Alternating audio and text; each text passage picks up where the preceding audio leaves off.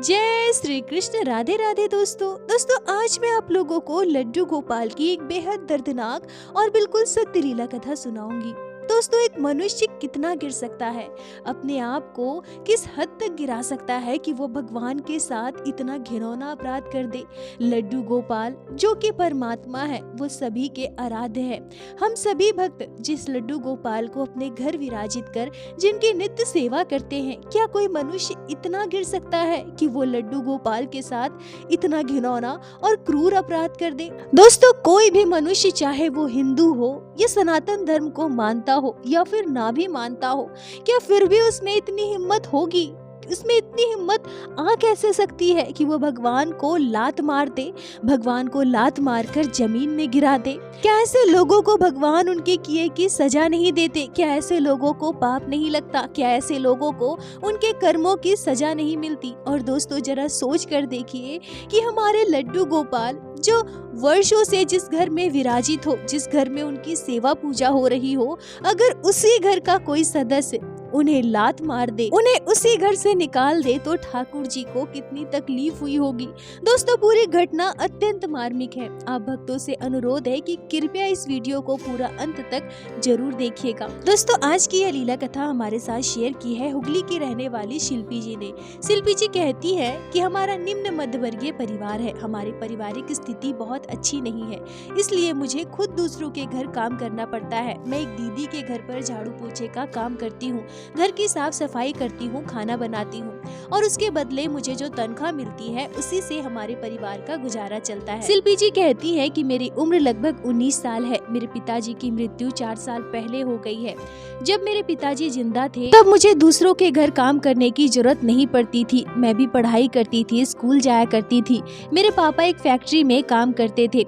हम पढ़ते लिखते थे, हमारी छोटी सी छोटी हर जरूरत को मेरे पापा पूरा करते थे। हमारे पास बहुत सारी सुख सुविधाएं, बहुत पैसे तो नहीं थे, पर मेरे पापा ने हमें कभी किसी चीज की कमी का अभाव होने नहीं दिया। पर अचानक से मेरे पापा को एक गंभीर बीमारी हो गई, जिससे उनकी जान चली गई। मेरी मम्मी तो पहले से ही 1000 बीमारियों से घिरी रहती थी। उन्हें एक नहीं कई तरह की बीमारियों ने घेर रखा है। उन्हें प्रत्येक दिन दवा लेना पड़ता है और वो बहुत कमजोर भी है। पर पापा के इस तरह से चले जाने के बाद, पापा के मृत्यु के बाद मेरी मम्मी को बहुत गहरा सदमा लगा।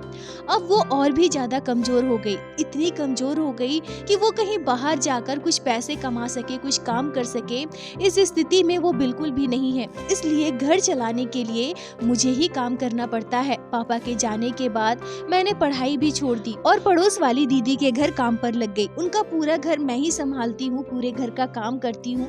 उसके बदले दीदी जो तनख्वाह देती है उसी से हमारा परिवार चलता है और साथ ही साथ दीदी मुझे दोपहर का खाना भी देती है, जिसे लेकर मैं घर आ जाती हूँ। पापा के ना रहने की वजह से परिवार में मेरे मम्मी, मेरे बड़े भैया और मेरे लड्डू गोपाल है। हमारा छोटा सा परिवार है। बाल गोपाल से मैं बहुत प्रेम करती हूँ और उनकी नित्य सेवा करती हूँ। शिल्पी जी कहती है कि यहाँ आप लोगों के मन में एक सवाल यह भी होगा कि अगर मेरे बड़े भैया हैं तो बड़े भैया के रहते मैं क्यों काम कर रही हूँ, और अगर बड़े भैया हैं तो वो भी तो काम कर सकते हैं ना, वो काम क्यों नहीं करते? तो मैं आप लोगों को बता दूं कि मेरे भैया बिल्कुल भी ऐसे नहीं है कि वो काम करके परिवार के बारे में सोचेंगे, परिवार का सहयोग करेंगे। वो नशा करते हैं। मेरे भैया शराब पीते हैं और भी कई तरह के नशा करते हैं। मेरे भैया प्रत्येक दिन शराब पीकर घर पर आते हैं और घर पर कलेश भी करते हैं। दोस्तों, शिल्पी जी अपने दुख के बारे में बताते हुए कहती है कि दीदी मैं परेशान हो गई हूँ, मुझे कुछ भी अच्छा नहीं लगता है। हमारी जो स्थिति है, जिस परिस्थिति में हम रह रहे हैं, भगवान ना करे ऐसी मुसीबत, ऐसी स्थिति का सामना किसी को भी करना पड़े। कभी कभी तो हमारे परिवार में ऐसी स्थिति भी आती है कि हम 3 समय का खाना भी भरपेट नहीं खा पाते हैं। अंतिम बार कुछ हमारे घर पर अच्छा खाना बना हो, यह भी मुझे अब याद नहीं है। इतना सब कुछ होने के बाद भी, जीवन में इतनी तकलीफ, इतने अभाव के बाद भी मैं हमेशा ईश्वर पर विश्वास करती हूँ, अपने लड्डू गोपाल पर विश्वास करती हूँ। मैं यह मानती हूँ कि मेरे लड्डू गोपाल हैं इसलिए मुझे जो 2 समय की रूखी सूखी रोटी मिल रही है, थोड़ा बहुत खाना मिल रहा है, वो भी लड्डू गोपाल की कृपा से ही मिल रहा है। भले ही कभी कभी ऐसा हो जाता है कि 3 वक्त का हमें भरपेट भोजन नहीं मिलता है, पर अगर 1 वक्त का भी हमें भोजन मिल रहा है तो वो भी मेरे लड्डू गोपाल की कृपा से ही मिल रहा है।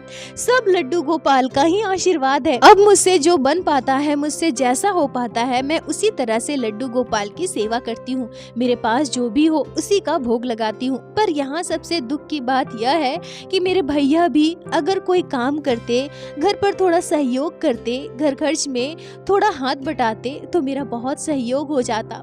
शायद हमारी स्थिति ऐसी नहीं होती। जिसके घर मैं काम करती हूँ वो दीदी बहुत बुरी नहीं है, उनसे जितना हो पाता है वो हमारी उतनी मदद किया करती है। वो मुझे दोपहर को भरपेट खाना देती है, पर मैं अपना खाना लेकर घर आ जाती हूँ।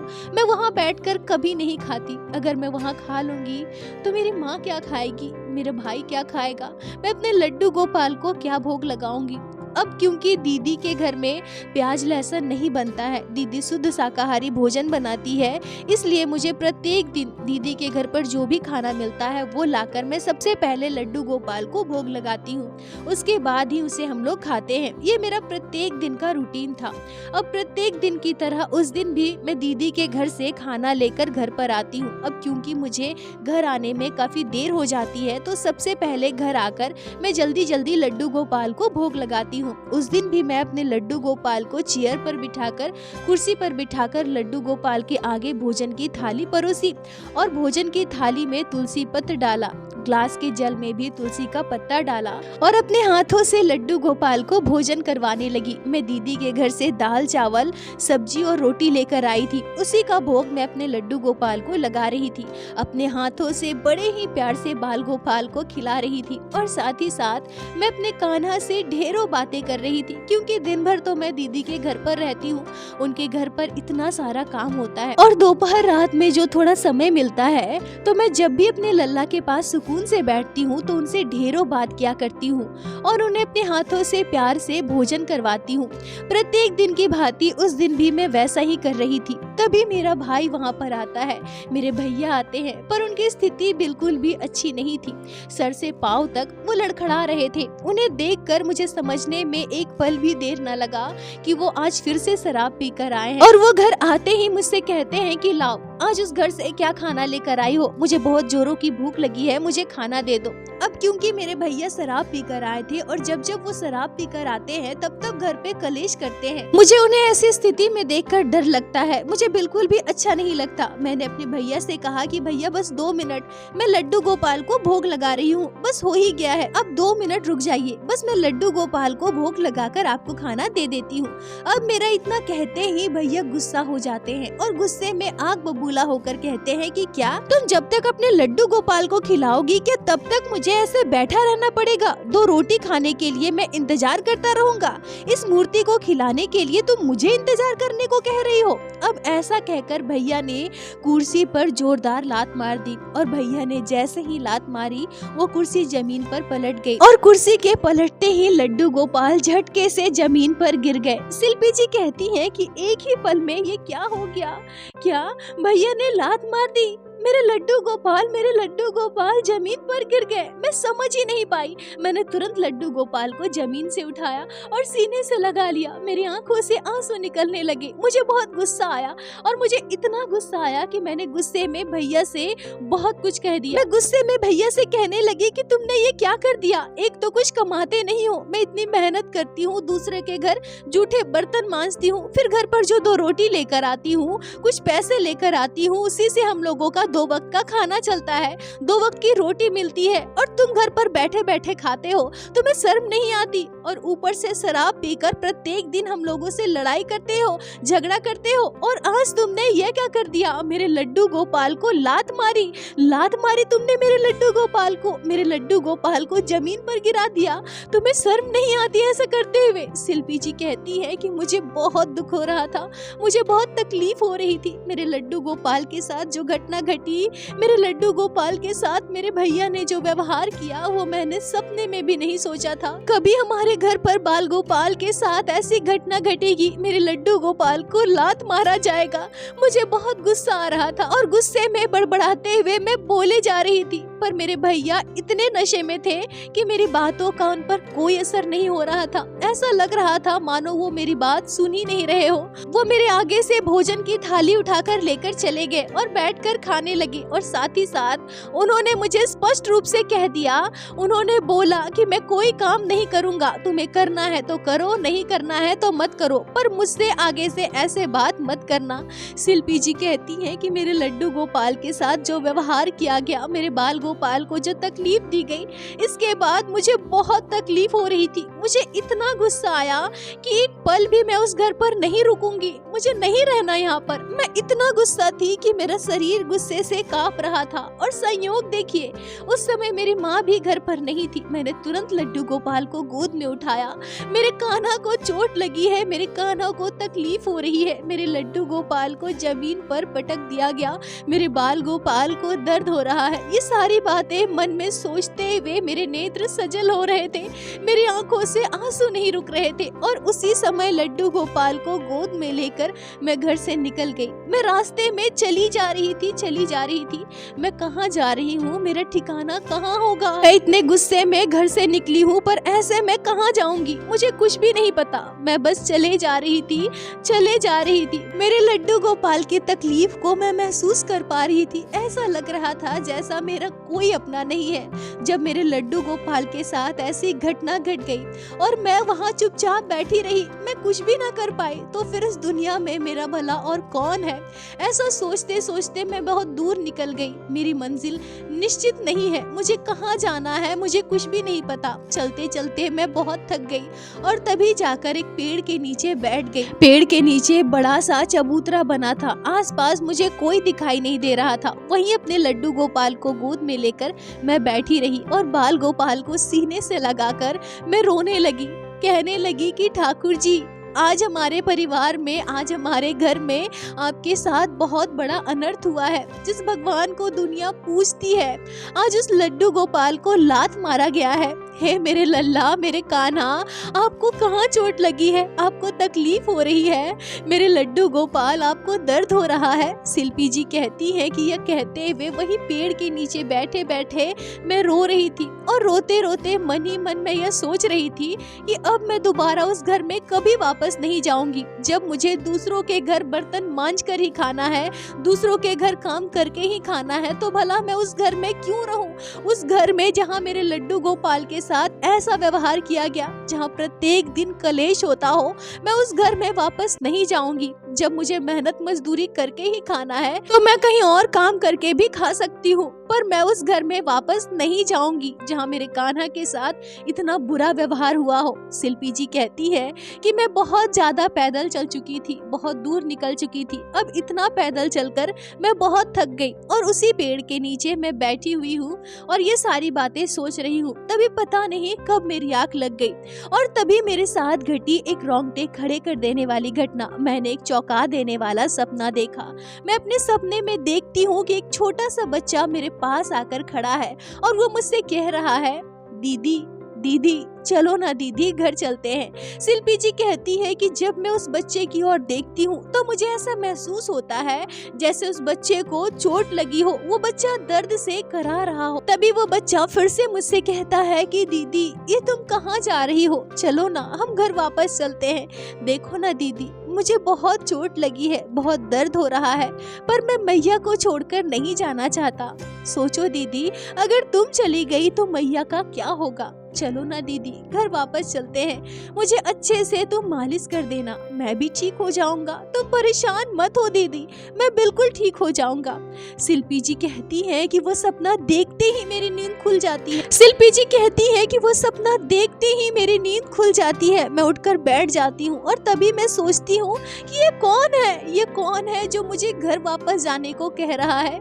ये कौन है जो मुझे इतनी सारी बातें कह रहा है। तभी मैं सोचती हूँ कि हाँ, ये तो बिल्कुल सच है। अगर मैं चली गई तो मेरी माँ का क्या होगा, वो तो भूखे मर जाएगी। वो तो विधवा है, उम्र हो चुकी है, खुद से काम करके वो खा भी नहीं सकती। मेरे भैया का क्या है, वो तो शराब पीता है, यहाँ वहाँ पड़ा रहता है। पर अगर मैं घर छोड़कर चली गई तो मेरी माँ बर्दाश्त नहीं कर पाएगी, वो बहुत रोएगी। शिल्पी जी कहती है कि मैं एक ही पल में समझ जाती हूँ कि वो बच्चा कोई और नहीं बल्कि मेरे लड्डू गोपाल थे। मैं यह भी समझ गई कि मेरे लड्डू गोपाल मुझे मेरी माँ के पास वापस जाने को कह रहे हैं और मेरे कान्हा ही मुझे यह कह रहे हैं कि उन्हें तकलीफ हो रही है, उन्हें चोट लगी है, उन्हें दर्द हो रहा है, मैं घर जाऊं और उनकी सेवा करूं। मैं सोचती हूँ कि जब मेरे कान्हा, मेरे लड्डू गोपाल मुझे घर वापस जाने को कह रहे हैं तो इसके पीछे कोई ना कोई कारण जरूर होगा। अंधेरा होने को था, शाम हो चुका था। मैं घर वापस जाती हूँ और घर जाकर देखती हूँ तो मेरी मम्मी बहुत रो रही थी। मेरे लिए वो बहुत परेशान थी और मुझे देखते ही वो मुझे गले से लगा लेती है और कहती है कि बेटी तुम कहाँ थी, कहाँ चली गई थी, तुम्हें पता है मैं तुम्हें कहाँ कहाँ नहीं ढूंढी। शिल्पी जी कहती है कि मैं अपने माँ से दूर हो गई थी तो मेरी माँ की ऐसी स्थिति हो गई, ऐसी हालत हो गई। और अगर मैं अपनी माँ को यह बताऊं कि मैं घर छोड़कर चली गई थी, मैं हमेशा के लिए उन्हें छोड़कर जाना चाहती थी, तो उन पर क्या बीतेगी। मैंने अपनी माँ से कहा कि माँ मैं कोई दूसरा काम देखने गई थी। तभी मेरी माँ कहती है कि दूसरा काम, पर क्यों, तुम तो काम कर रही हो ना। तब मैं अपनी माँ से कहती हूँ कि नहीं माँ, मैंने सोचा कि अगर एक और घर में काम मिल जाता तो कुछ पैसे और बन जाते और फिर हम लोग अच्छे से रह पाते। तो मेरी माँ कहती है कि नहीं बेटी, तुम कितनी मेहनत करोगी, कितने काम करोगी, हमारे पास जो कुछ है ना उतने थोड़े में ही हम अपना गुजारा कर लेंगे, तुम्हें और ज्यादा काम करने की जरूरत नहीं है। शिल्पी जी कहती हैं कि उस दिन बस कुछ ही समय के लिए मैं अपनी माँ की आंखों से ओझल हुई थी और उस कुछ ही घंटों में मेरी माँ का रो रो कर बुरा हाल हो गया था और मैं समझ गई कि अगर मैं घर छोड़कर चली जाती तो मेरी माँ को बहुत तकलीफ होती, उन्हें बहुत दुख होता और मेरे लड्डू गोपाल ने मुझे घर छोड़कर जाने से रोका। मतलब मेरे कान्हा हमारे परिवार के बारे में कितना सोचते हैं। अगर मैं घर को छोड़कर चली जाती तो मेरी माँ को तकलीफ तो होती ही, पर साथ ही साथ मेरा भाई जो आज बैठकर खा रहा है, मेरी मेहनत के पैसों से खा रहा है, भले ही वो मजबूरी में कहीं और काम कर भी लेता पर तकलीफ तो उसे भी होती जिसने मेरे लड्डू गोपाल को इतनी तकलीफ दी। मेरे कान्हा ने कहीं न कहीं उसका भी सोचा।